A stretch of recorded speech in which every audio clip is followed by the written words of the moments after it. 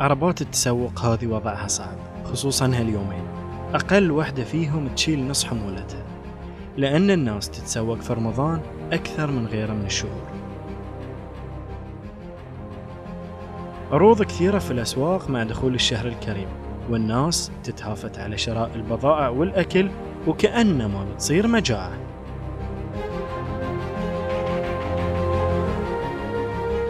عادة الشراء في رمضان بكثرة منتشرة، والاستهلاك يزيد بطريقة مو طبيعية رغم تأكيدات كل المسؤولين أن البضاعة متوفرة طوال الشهر وما في شيء بيخلص.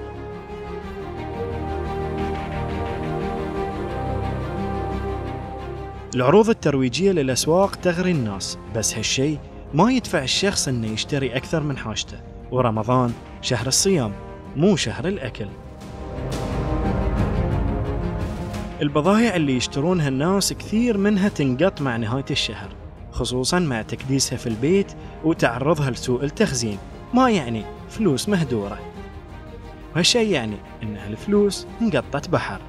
ويبقى السؤال، هل الناس فعلا محتاجة هالكميات من الأكل، ولا هي عادة سيئة لازم يتخلصون منها؟